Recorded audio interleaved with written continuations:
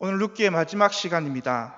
우리가 이 룻기를 마지막으로 마무리하면서 이 룻기를 한마디로 정의하라고 한다면 저는 이 룻기를 회복을 주시는 하나님, 회복을 주시는 하나님이라고 정의하겠습니다. 우리가 룻기를 살펴보았듯이 룻기 1장에서 등장했던 나오미와 룻은 참으로 불쌍한 여인들이었습니다. 그들은 어디서도 솟아날 구멍이 없는 그런 상태였습니다. 머나먼 타국을 떠나 남편과 두 아들을 모두 잃어버리고 재산도 모두 탕진하여 그 어떤 소망도 그들에게서 발견할 수 없는 상태, 그 상태가 바로 룻기 1장의 상태였습니다. 그랬던 그녀들이 이제 룻기 2장과 3장을 거치면서 차츰 그들에게 한 줄의 빗줄기가 비추어오는 것 같았습니다. 그런데 어느덧 이제 4장에 이르러서 하나님께서 주시는 완전한 회복이 그들에게 임함을 우리는 볼 수 있습니다. 그러므로 오늘 우리는 이 시간, 이 룻기 마지막 시간을 맞이하여서 하나님의 회복은 그의 백성들에게 어떤 방식으로 임하는가, 하나님 어떤 방식으로 그 백성들에게 역사하시는가를 한번 같이 살펴보도록 하겠습니다. 첫째, 하나님은 쉬지 않으심으로 회복하십니다.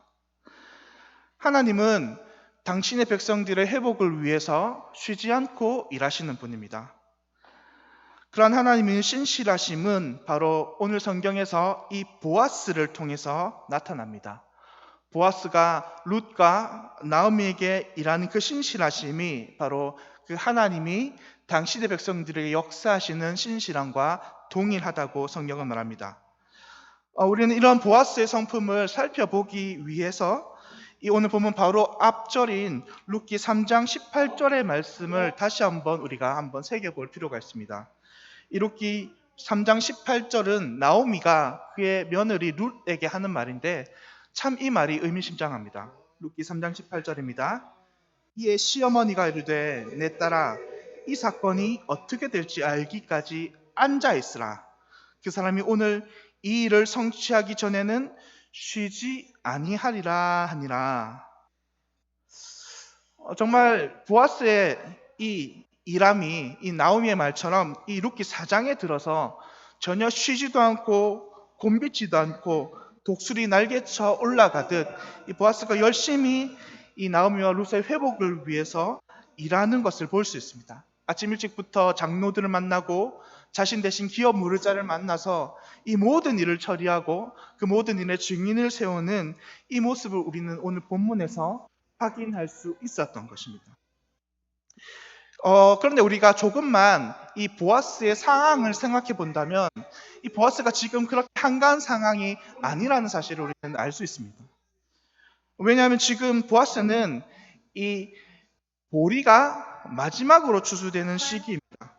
우리가 지난번 몇 번에서 살펴보았듯이 이스라엘의 절기상, 이스라엘 기후상 보리가 마지막으로 추수된다는 것은 조금 있으면 미래 추수를 앞두고 있다는 말입니다.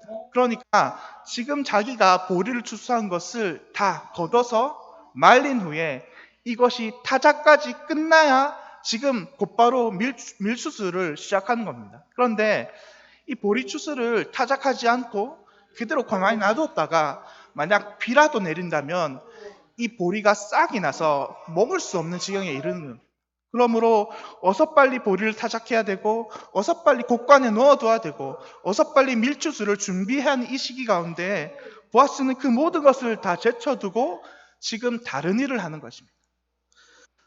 보리 추수를 하고 보리 타작을 한다고 육체적으로도 상당히 고단하였을 그의 것입니다. 하지만 그는 조금도 쉬지 않고 자기에게 맡겨진 이 사명, 즉 룻과 나오미 회복을 위해서 오늘 열심히 일함을 우리는 살펴볼 수 있습니다. 나오미가 이런 상황을 몰랐던 것은 아닙니다. 나오미 역시 이곳 베들레헴에서 잔뼈가 굵으면 굵은 여인입니다. 어렸을 때부터 이곳에 나서 자랐고 충분히 지금 보아스가 바쁠 시기, 충분히 육체적으로 힘든다는 시기를 잘 알고 있었을 것입니다. 그러나 그것과는 상관없이 그럼에도 불구하고 나오미가 오늘 자기의 며느리에게 너는 가만히 앉아 있으라, 오늘 보아스가 우리를 위해서 쉬지 않으리라 라고 말할 수 있었던 것은 이 나오미가 보아스의 성품을 너무나 잘 알고 있었기 때문입니다. 자신이 한번 뱉은 말, 자신이 한번 책임진 일, 그 일을 완수하기 위해서는 열심으로 달려가는, 한 번도 그 말을 어긴 적이 없는 그의 성품을 알아보고는 그가 오늘 쉬지 아니하리라고 자신의 며느리에게 말할 수 있었던 것입니다. 그런데 바로 이러한 모습이 우리 하나님의 모습이라는 것입니다. 오늘 우리 성경은 보아스라는 인물을 통하여서 하나님의 성품이 어느 정도인지를 말하지만, 사실은 하나님의 성품은 보아스보다 훨씬 더 우리의 회복을 위해서 밤과 낮으로 쉬지 않으시는 분입니다. 하나님은 그 약속하신 바를 한 번도 어기신 적이 없으며, 하나님 그 약속하신 바를 이루시기 위해서 언제나 신실하게 우리에게 일하시는 분입니다. 그래서 성경 시편 121편 4편은 그런 하나님의 성품에 대해서 이렇게 이야기합니다. 이스라엘을 지키시는 이는 졸지도 아니하시고 주무시지도 아니하시리로다. 하나님이 당신의 백성들을 지키신다 약속하셨는데, 그런 하나님이 졸지도 않고 주무시지도 않고 신실하게 그 백성들을 위해서 일하신다는 것입니다. 또 신명기 7장 9절은 우리에게 이렇게 말합니다. 그런즉 너는 알라, 오직 내 하나님 여호와는 하나님이시요 신실하신 하나님이시라. 그를 사랑하고 그의 계명을 지키는 자에게 천대까지 그의 언약을 이행하시며 인애를 베푸시되, 하나님이 천대까지 인애를 베푸시고 그 약속을 지키신다는 것은 그의 지키심과 약속의 이행하심이 영원 무궁하다는 말입니다. 하나님 이렇듯 당신의 백성들을 회복을 위해서 끊임없이 열심으로 일하시고 우리를 위해서 부단히 그 뒤에서 일하시는 분입니다. 성도님 여러분, 그런데 왜 우리가 하나님의 이러한 성품들이 우리에게 은혜가 되고 우리에게 위로가 되는 것입니까? 그것은 우리가 때로는 하나님의 일하심이 보이지 않을 때가 많다는 것입니다. 하나님의 일하심이 전혀 내 눈에 보이지 않아요. 그러나 우리가 하나님 누구신지 알면, 우리가 하나님이 어떻게 일하시는 분인지를 알면, 우리가 성경의 약속을 안다면 우리는 하나님의 일하심이 보이지 않아도 근심과 걱정을 할 필요가 없다는 말씀입니다. 여러분 생각해 보면 지금 룻과 나오미가 보아스가 이렇게 열심히 일하는지 모를 것입니다. 모르고 그냥 집안에서 가만히 앉아 있을 것입니다. 지금이야 보아스 어떻게 돼가고 있어요? 전화를 할 수 있고 연락을 할 수 있지만 그 당시 그런 것은 아무것도 없었습니다. 보아스가 지금 잠을 자는지 무엇을 다른 일을 하는지 룻과 나오미는 전혀 알 방도가 없었습니다. 그런데 그의 성품으로 인해서 지금 룻과 나오미는 그것을 보아스의 일함을 가만히 앉아서 기다릴 수 있었던 것입니다. 하물며 보아스의 성품이 이래서 룻과 나오미가 그것을 믿고 방 안에 앉아서 가만히 그의 일하심을 기다릴 수 있었다면, 우리 하나님의 성품, 우리 하나님의 일하심, 우리 하나님의 그 신실하심이 얼마나 크시기에 우리는 언제나 그것을 믿고 의지할 수 있다는 말입니다. 어떤 상황과 환경에서도 우리를 회복하시는 그 하나님으로 인하여 우리는 근심 걱정할 필요가 없다는 것입니다. 그러므로 성도님 여러분, 우리 눈에 하나님의 일하심이 조금 보이지 않더라도 근심과 걱정을 내려놓는 저와 여러분들이 되시기 바랍니다. 왜냐하면 하나님께서는 이런 우리의 회복을 위해서 조금도 쉬지 않으시고 신실하게 일하시는 분이시기 때문입니다. 둘째는 하나님은 우리의 회복을 위해 어떤 손해도 마다하지 않으신다는 것입니다. 역시나 마찬가지로 이 룻기라는 성경은 이 하나님의 이 성품을 보여주기 위해서 이 보아스라는 인물을 통해 우리에게 가르쳐 줍니다. 오늘 보아스가 이제 성문 앞으로 나가서 백성들과 장로들을 불러 세웁니다. 그리고 그때에 성경은 마침 그들 앞으로 이 보아스 대신 기업물을 1순위의 자가 지나간다라고 말합니다. 우린 여기서 또 하나님의 일하심을 볼 수 있죠. 그래서 이 사람을 만나서 이제 보아스가 자초지종을 이러저러 이야기합니다. 그래서 이제 이 나오미와 룻의 기업 물을 자는 당신과 나밖에 없는데 그러면 당신이 물지 않으면 내가 물겠다 이렇게 말합니다. 그런데 이 사람이 처음에 그 말을 듣고 어떻게 말하냐면 그러면 내가 물겠습니다. 내가 그 기업을 사겠습니다. 이렇게 말하거든요. 그런데 처음에 이 사람이 그 말한 것은 자기의 기업에 전혀 손해가 가지 않는다고 생각했기 때문에 그렇게 말한 거예요. 왜냐하면 지금 보아스가 처음에 이 사람한테 말한 것은 그냥 그 기업을, 그 땅을 사기만 하면 된다 이렇게 얘기했는데 이 나중에 알고 보니까 이 사람이 나중에 이 땅을 사기만 하면 이제 보아스와 룩에게는 자손이 없으니까, 남자가 없으니까 나중에 이 기업이 자기의 것이 되니까 자기의 기업에 손해가 전혀 없는 거예요. 그런데 이 말을 듣고 보아스가 한마디 더 던졌죠. 그것이 바로 5절과 6절 말씀입니다. 보아스가 이르되 내가 나오미의 손에서 그 밭을 사는 날에 곧 죽은 자 아내 모압 여인 룻에게 사서 그 죽은 자의 기업을 그의 이름으로 세워야 할지니, 여기까지 말하자 6절에서 이 기업물을 1순위 자가 그럼 난 안 산다 이렇게 말합니다. 계속해서 6절입니다. 그 기업 물을 자가 이르되 나는 내 기업에 손해가 있을까 하여 나를 위하여 물으지 못하노니 내가 물을 것을 네가 물으라. 나는 물으지 못하겠노라 하는지라.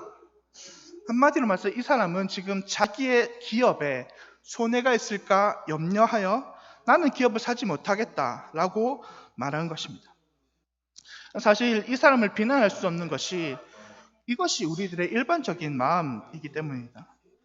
우리 중에 누가 자기에게 손해가 나는데 그 손해를 마다하고 남을 위해서 희생할 사람이 있겠습니까? 우리는 누가 지나가다가 내 차를 조금만 끌고 놓아도 우리는 속이 부글부글하고 일어납니다. 그것이 우리의 일반적인 사람들의 마음입니다. 그렇기 때문에 자신의 기업에 막대한 손해가 이렇듯 일어나는데 이 일에 선뜻 누가 나설 수 있겠습니까? 그런데 이 첫 번째로 기업 물 사람이 거절하자 곧바로 그 말을 받아서 보아스는 자신이 물겠다고 합니다. 자신의 돈으로 나오미와 룻의 그 땅을 사고 그리고 자신의 이름이 전혀 드러나지 않게 그녀와 결혼해서 그 엘리멜렉이란 이름으로, 기론과 말론이라는 이름으로 그 기업을 계속해서 이어주겠다고 말합니다.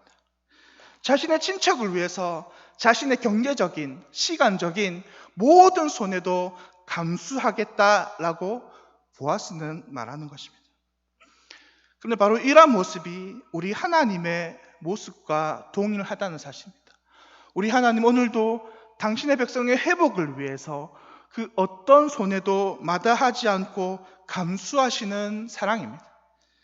하나님 왜 누가 감히 우리의 이 죄의 몸, 사망의 몸을 구해주시려고 하는 분이 계시겠습니까?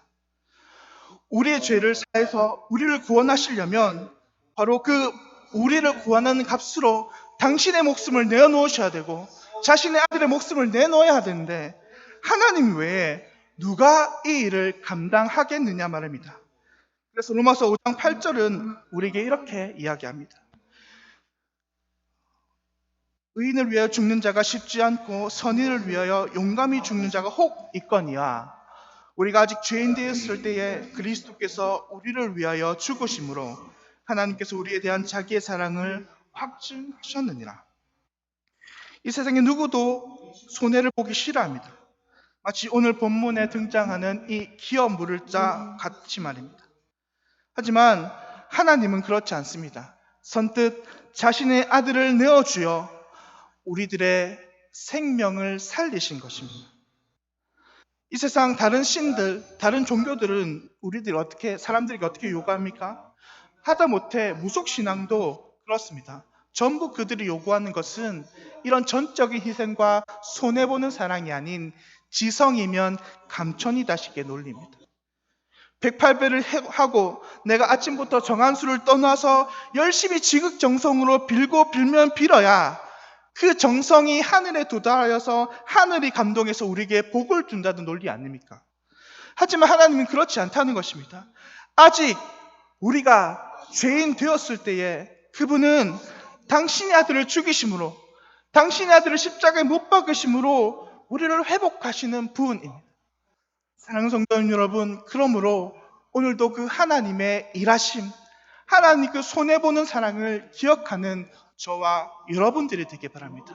하나님, 우리 보지 않더라도 열심히 일하시는 분이고 우리를 위해서 그 어떤 손해도 감당함으로 말미암아 우리를 회복하고 우리를 더 낫도록 만드시는 분이라는 사실입니다.